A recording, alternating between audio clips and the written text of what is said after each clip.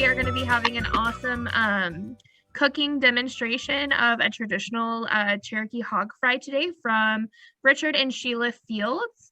The bio I'm sorry to say I only have Sheila's bio, but she was born to Wanda Hooper Logan and Ansel Barr in Oklahoma, growing up on a gravel road, rural Route 3, and it's now known as North Briggs Flat Road, north of Tahlequah. She has 3 children and lots of grandchildren, and Shelia and Richard they share a pretty deep and rich understanding of their mutual Cherokee heritage and enjoy teaching the knowledge and the skills that were handed down to them from their elders. Shelia has worked in a variety of different fields, but each of those have been fulfilling. But what she really looks most forward toward in her new career with Richard is teaching, mentoring, and meeting the next generations, and of course cruising the back roads when Richard and her aren't too busy. So and, Richard Fields is a Cherokee national treasure, and I'm going to find Richard here and I'm going to try to read his bio, so bear with me.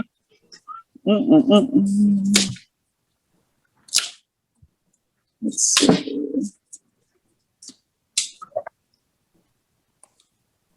All right, Richard, say hi to the crowd. This is Richard Fields, everyone. I'm trying to pull up his bio, but it's okay. So Richard Fields is a full-blood Cherokee. He was born to a family who still hold original allotment property in Concord and in Kansas, Oklahoma, where he was blessed to have learned the old ways from his Cherokee family members. Richard is known for his skill in the art of traditional longbow making and for his endeavors to preserve the art through demonstration and teaching.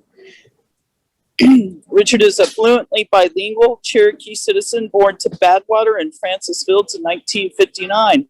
Richard first learned traditional bow making from his older cousin Billy Fields over 25 years ago. Richard's knowledge base is steeped in Cherokee language, culture, and traditions, which he is eager to share at every opportunity. His traditional longbow making skills are exceptional, and his desire to preserve the art is fearless. Richard has come to utilize his bow making as a springboard from which to share other aspects of Cherokee culture.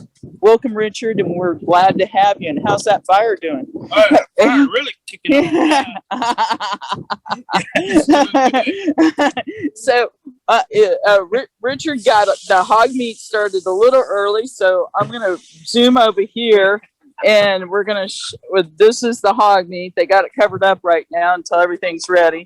But we had to pull it exactly at 1. And somebody's going to uncover that for me. Doesn't that look good? Yum, yum. So, Richard is going to start out. And I'm going to go back over to him. And he's going to tell us all about Cherokee Hog Fry. And you just kind of do whatever you want. Cherokee Hog Fry started many years ago after got what you call Christianized, I guess. Well, that's when we started cooking in pots and stuff.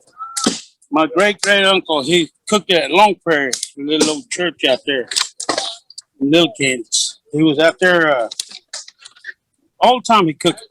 Church always got him to cook it, all the time. That's where I learned. He taught the older cousins of mine. And everybody that went to church there, everybody that when we started growing, everybody knows how to cook hog meat, okay? And my son knows how to cook it too, so...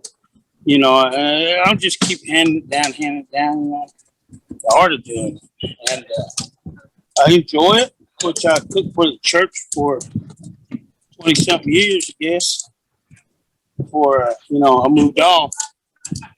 So now I cook it just whenever somebody asks me, friends ask me, Not particular about who I cook for, Obviously not. I'm here. It don't matter, man. I just like it. Well, Hello, my name is Richard Fields. I'm here at 7-Star Camp today to cook hog meat. Now, it's been raining and stuff, so I always carry my own, what you might call fire starters. Which is, for my bow classes, I bring these shavings down. When I have bow class, I have a lot of shavings. So, what I'm going to do is go ahead and start the fire on it. And it's not, it's real good stuff. It kicks right off. I don't need no gasoline or nothing. It just does it. So, come on, crank it up right here.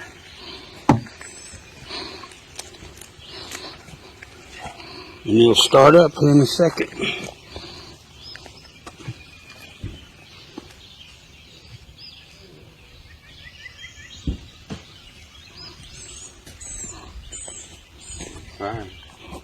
And that's where it all starts, huh?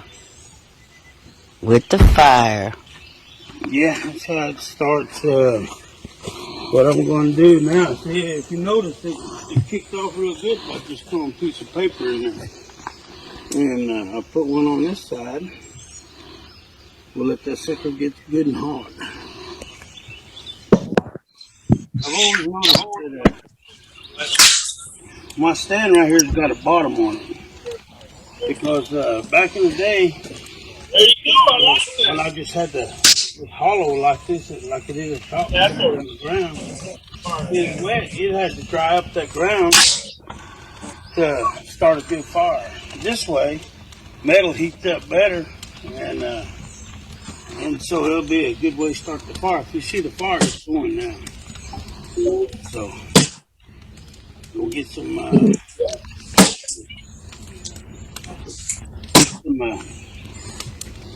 other wood now and throw in there and let it kick off real good. All right, then. I'm going to do that, and I'll talk to you later. thank you, Anna, for sharing that video. So, of course, the fire went a little quicker this morning because we woke up with the crack of dawn. We pulled the hog meat. We're going to show a video that Richard did for us earlier, of Richard and Shelia, and this is where this is the video of adding the salt and the hog meat to the lard. The fire's still good, and what I do is I put it in there, and I get my salt. I put it in here already. So when I put that pot on there, I won't have to worry about overheating because that grease is melting on it. So until a little bit,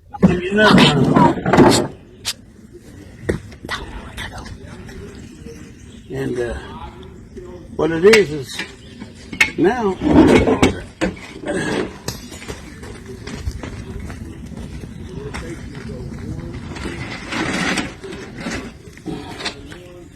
Put it on there. Let it do its thing. That butcher, man, it's dirty. I don't know what kind of oil is that. I got these for safety. Food on. Don't use the meat or anything like that. So, put these in the pan. It goes like this.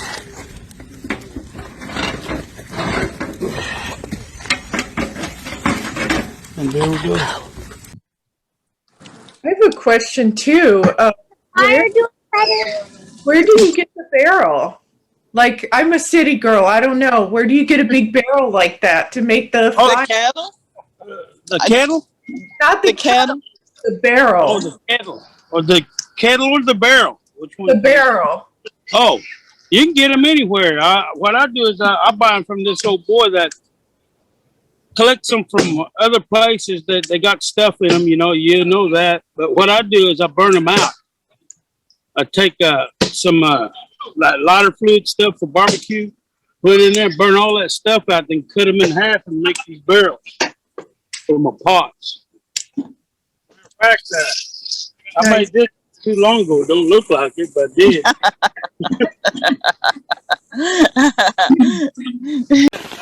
These line is right there? Yeah. You guys always grease the side. Let it get hot. Like this, see? However meat you got, however much meat you got anyway, you just line it.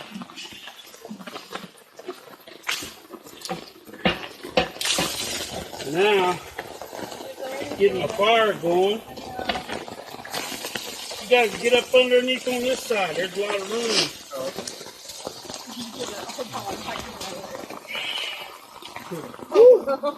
One thing about this is like onions. It makes you cry. You need a bigger Mine are supposed to be water. I really tried to blow it away. The meat in a while ago, about an hour and a half ago, I guess. Right now it's cooking good. Put a big old fire underneath it. And from then on, I just let it go down to one log, cook it slow. Make sure it tastes good. And what I do, check it out. If I got enough salt in it, all I do is a little bit. If I think I got enough, which I don't, I'll put some more in. That's a Richard Fields taste. Now, Indians are a little bit more saltier than anybody else, and they like some salt. So that's how I cook it. Anyway, now I'm through stirring it for a little bit. I got one log under the fire. Cooking it slow now. Got it browned and everything. Now it's just waiting and cooking it and stirring it once in a while. Let that meat get soft. And I pull out a piece off the wall and give it to somebody. And we'll see how they like it. But still, I think it needs a little more sauce. We'll see. Thank you. Richard, do you want to throw it back over to Sheila for the grape dumplings? Well, sure. Throw it back over Sheila for grape dumplings. Sheila, I'm headed over your way for the grape dumplings. Are you ready for me? Yeah. Okay. Grape dumplings. I'm sorry, Richard. Send me a bill. Yep, you're on video. Oh, hi. Hi. There's not a whole lot around. Like I said before, they will top off of a meal of open fire kettle hog fry, and grape dumplings is the perfect dessert.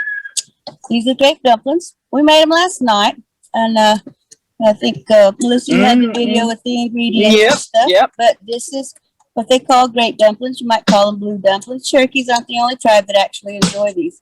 They're traditionally made with the wild grapes that are out in the fields. You would go out and they call them possum grapes, Yeah, possum grapes. But you got to get out there and battle with the ticks and the chiggers. So we just usually use grape juice. I like to use a mixture of a red grape with a Concord grape to give it that little bit more of an authentic taste like the ones that you could get in the woods. But we're going to be having that. You put all your ingredients together. They got a film of that. And you roll it out, cut it up, throw it in the pan, and there you go. Great dumplings. We might try and send some. That looks good. And that looks real good. Does anyone have any questions for Sheila before we cut to the video, Anna? No, I'm excited to see her make these. I want to know. Okay. So, Everybody. okay, I'm ready. I'm ready. Cielo, Agio se celos toges toheju. That's to say hello, hello. My name is Sheila Fields. How are you doing today? Today we're going to make grape dumplings with you. You're not going to find much that can top off an open kettle batch of hog fry meat with all the fixings than grape dumplings. Grape dumplings are a favorite amongst the Cherokee and many other tribes. In the old days, you would use some wild grapes harvested from out in the woods out yonder to make your grape dumplings with. You can still find those wild grapes or possum grapes in many parts of the southern United States, but you got to battle all the ticks and the chiggers and the slithery things to get to them. So most cooks just go with grape juice. I like to use a combination of red grape juice and Concord grape juice to get a better flavor toward that which you would find in a wild grape. A lot of cooks will also use some fresh red grapes to the recipe to give a more authentic kind of a taste. But we're going to just use the grape juice that I have here. But first we've got to get that grape juice to boiling before we can do anything else. So I'm going to do 8 cups of red grape juice and 8 cups of Concord grape juice, and we're going to get that boiling.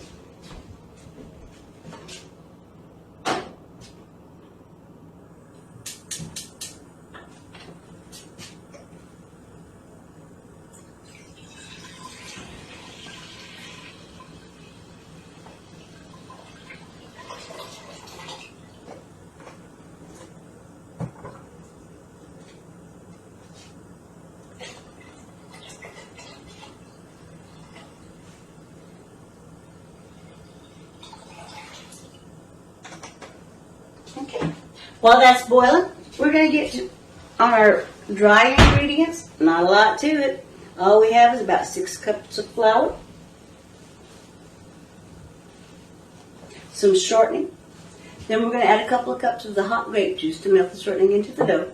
And then we'll go from there. But here we go. We're going to add our flour. I said 6 cups. We'll take a teaspoon of salt.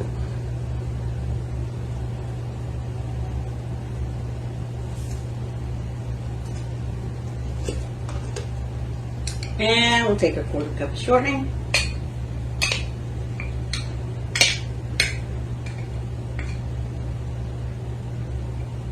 Alright, all we're waiting for now is the grape juice to get hot so we can make our dumplings, and then we'll get started again. Hey, she's back. All right, Here's so we Sheila. showed you the end product over here already. And we have a full video of mixing it from dry ingredient to dumping it in the pot. But what you do is you get you a big old bowl and you take the flour just like it says on the recipe. You dump that in the bowl. Like I said, I like to do a mixture of red grape juice and Concord grape juice, a little bit of salt, and a little bit of shortening. And we mix all that up. Again, I apologize. We got a video. It's just too long. I talked too long, I guess. Mix your ingredients up. It's a little bit stickier consistency. I talked about consistency in the other films, but it's just, I showed Melissa a while ago, overnight with the fried bread dough, the consistency that you feel. And my Aunt Bee taught me a lot about that, and so did my Aunt Lisa. But my mom taught me, like, you just got to feel the dough, and there's a feel of the wet and the feel of the bluebiness that it, you know, kind of like a watermelon, you tap it. But the dumpling dough is kind of wet. And then you take and you spread it all out, just like you're doing with your fried bread. And then you take your rolling pin. You're going to be kind of blue or purple in consistency. Then you roll the dumplings out. My dumplings usually get, with the ingredients listed that I gave you, my dumpling gets about this big by this big. What's that, about a 12 by 18 square that's about a 1/4 inch long. And then we take the cut. Some women are really good. They just go with the knife as fast as I can with the pizza cutter. But I use a pizza cutter to cut my dumplings. You got to get your grape juice boiling hot before. Don't put your dumplings in not boiling water because you'll get gravy. So once you got a full rolling boil on the grape juice over there with your sugar, you add your sugar over there. I always have a paper. I have a paper that I lift up and dump them in the pot because it's already boiled. You set your timer for 7 minutes. And after 7 minutes is done, you remove it from the fire, stir it once, put the lid on it, let it sit for 30 minutes, and you got grape dumplings. Thank you, Sheila. Not a problem. Can we see the grape dumplings one more time? Can we get like a close up of that, Melissa? I gotta see. I'd be touching Sheila's pot. This is Sheila's pot. Yeah, no. Yeah, This is okay, grape so dumplings. there's the grape dumplings. Yeah, Yeah. there they are, right there. Yeah, those look really good. I can't wait. Get Yeah, a nice those are mine. thick, All get a mine. nice thick soup. And there's your biscuit in your grape juice. It's just I think Choctaws like it a lot. Some of the Plains tribes like it a lot, but it was real common to find those wild berries just about anywhere. Looks wonderful. Those are ready for dessert. Mama always taught me, never put nothing on the table that you haven't tasted first. You taste it first, and if it don't taste right, announce that dinner's going to be late. But that's dessert. No open kettle cooked hog fry meal would be complete without fry bread. So that's what we're going to go over here. Fry bread is really easy, the recipe. All it takes is flour, baking powder, salt, lard, and water. What you really got to watch for, and that's the trick and the art of fry bread, is going in for the texture and the consistency and the feel of the dough. That's how Mama taught me. Mama cooked with a lot of women at New Greenleaf Church, and they sold a lot of fry bread out at Strawberry Festival. They are some of the best fry bread cooks in all of the region. So you're getting what they use, but just know, you gotta have to practice for a little while. Just like anything else, practice makes better. And you're gonna mess with your water and your lard and your grease temperature and your dough consistency more than anything else to get your fry bread right. But let's get started here. I've already put 8 cups of all-purpose flour in here. I am going to add 1/8 of a cup of baking powder and 2 teaspoons of salt.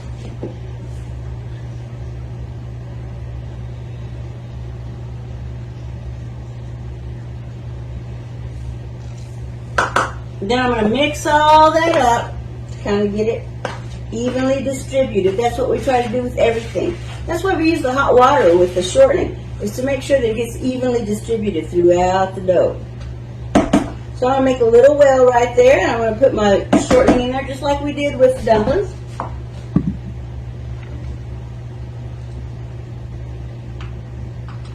Then I'm going to start adding my water, my first couple of cups. I went ahead and ran some hot water here.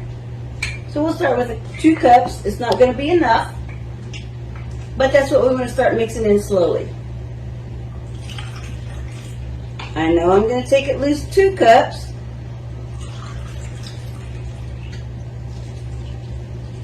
Alright. Word to the wise, we get to use this now, but we're going to use a different tool in a minute.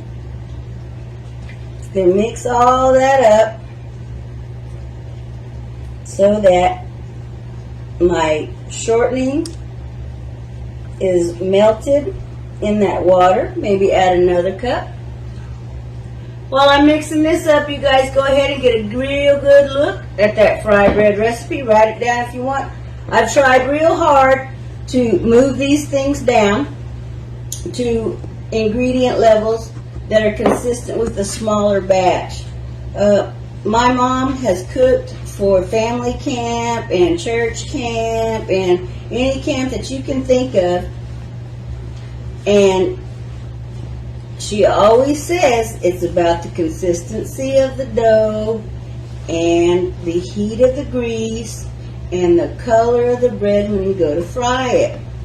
So this looks like it's just about done.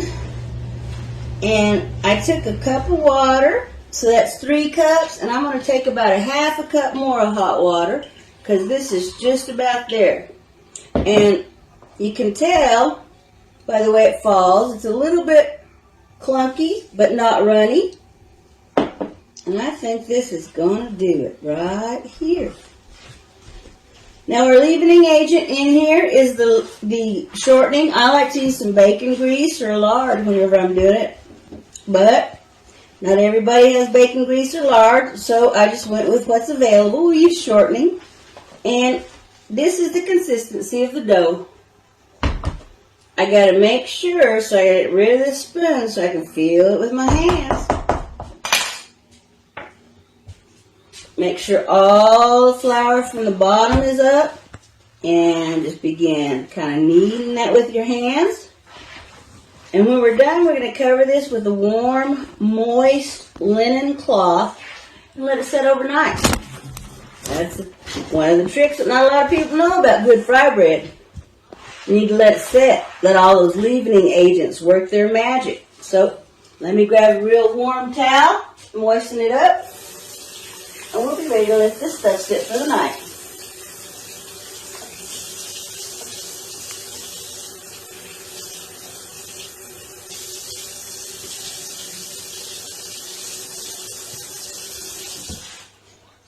All right, so I've moistened my towel. I am going to cover it and set it aside for the night. And we'll be frying this dough the next morning. Oh, it's going to be so good. All right. I think Sheila needs her own Indigenous cooking show. She's think so? Hang on a second. I'll try you. Tell me when you go on lunch. I'll have you cook. We're gonna have Sheila coming back with more fry bread stuff in just a second here. Are you ready? You ready for your start? Oh, yeah. Okay, here you go. So All right. So this is what it looks like the next morning. hang on a second. There we go. All right. Magic. In a little bit, like I told Melissa, it doesn't stick to your hand. Last night, whenever I put it in there, it was sticking on my hand. We put the oil on top and everything, and it does its magic overnight, and bam, it's just like that. So that's the consistency that you need. There's another little thing that you watch for. We're going to take it out of there, and we're going to knead it.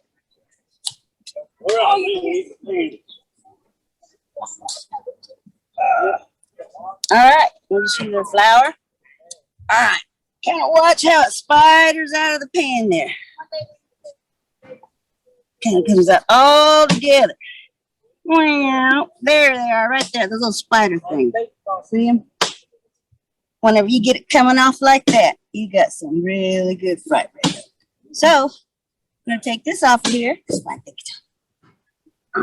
that out of our way. We're going to get everything kneaded up. It really doesn't take very much because it's not sticky anymore. It goes in wet at night and you come out and it's not sticky anymore. We're just going to knead it a little bit so we can work with it. Then when it doesn't come off any, you don't want to knead it too much because it'll make it dry. Then we're going to pinch off about golf ball size little balls there of dough. Bigger if you want them, but I just like them about between golf ball and tennis ball size. And my fry bread pan over here fits about 6. So that's what I'm going to pull off first and get them. We have prepared the grease. Once again, it's about temperature and stuff. I'm going to take one of these things off my hand here, kind of dump it in there and see what happens. It's ready. That's what you look for. And I have a mixture of shortening and oil in there, about 2 parts oil and 1 part shortening. Something about the lard, it just does a good job. And I just pat. A lot of people will roll their fry bread dough and then cut it out. This is how I'm on it, B and on top me.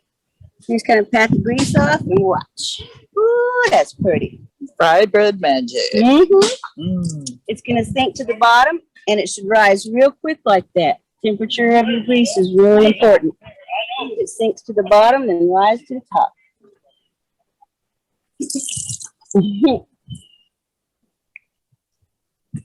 Bubbling around in there. Right. Like that. Right. It goes a lot easier and faster if you got someone to flip for you, but I'm holding the camera. if you know what you're doing, you flip for yourself. I know, right? No. We got this. My Jessica can flip. I got plenty of flippers. I just want to show you The flippers. These are the flippers. All right, Miss, you better want to get down in here because we look for this little golden ring that's starting to take shape right there. It's about as close as I can get without tossing my phone in the grease. Yeah. Right there. See it right there? You can see it coming up on the edge of the bread down there. Oh, what Makes happened? it a little halo. Where am I? There I am. Hello. Okay. Whoops, Right sorry. there. That's what you look at. It starts coming up on the edge. Wow. Mm-hmm. Like a halo, like a little angel floating around in there. This one's coming up, but not quite there. That one's not there. See the difference? Coming up there. You see this one's there. Looks great. Looks great. And then we're going to go grab our, hey, Richard. Honey, bring me that fry bread thing over here. Right there, please.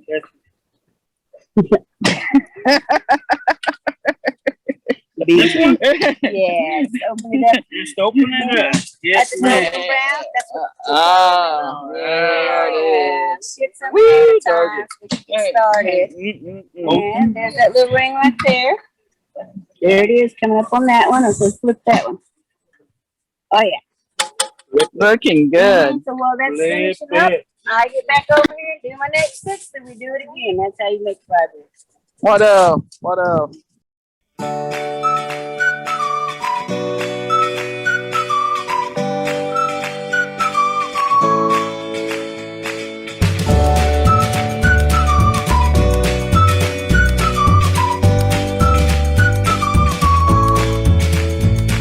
All right.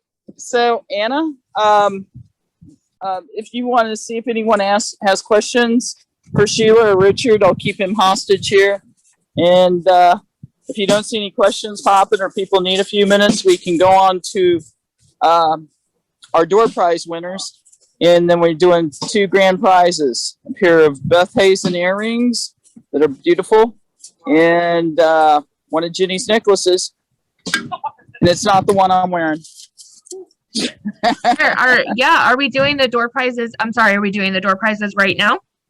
Sure. Let's go ahead and do the door prizes. And that way we'll give people time to put questions in the queue if they have any for Sheila and Richard. Yeah, definitely. I just want to say there are just enough people here. I'm gonna send stuff to everybody who's here anyways. So we'll just do the 2 grand prize door prizes then for the jewelry. And let me see if I can share a picture of that. Just so you guys can see what we're giving away. Sorry, I don't have that pulled up. One second. This one, perfect. So this is one of the necklaces that we're giving away from Beth Hazen. And Anna, that's Jenny. Jenny Wilson. Earrings are Beth. Excuse me. This is Jenny Wilson, who's here with us right now. This is her necklace. Apologies. And then the other thing we're giving away is if I can get there. Is it these earrings? I mean, you got to cook them. Yes. Oh, there. And then these earrings. That's Beth Hazen. Yes. And Beth Hazen is in our audience right now. And Beth, we really appreciate your joining, and Wado for the donation to the Kansas City Cherokee Community. Yeah. We appreciate it. So, wow, I love your community. It's great. Thank you, Beth. We appreciate you joining. You can be in Kansas City even though you live in New York now, I believe it said. I know. I moved away from our Texas community, so it's nice to have you guys virtually welcome me. Thank you. Wado. You're welcome. Awesome. Everybody here, even if you don't win a grand prize, everybody's going to get something. So please send your email if you don't mind sharing that, Jenny. Grand prize winner, let's do for Jenny's necklace first. It will go to Patricia. Right? That says Patricia's iPad. Is that person on here with us? Yes, I'm here. Okay, great. You just Congratulations. Yeah, Patricia. congratulations. Thank you. Oh, I'm thrilled. And I have some of Jenny's jewelry, not to brag, but I love her stuff. It's so cool. I do too. And okay, so our next person is, so this is for the earrings.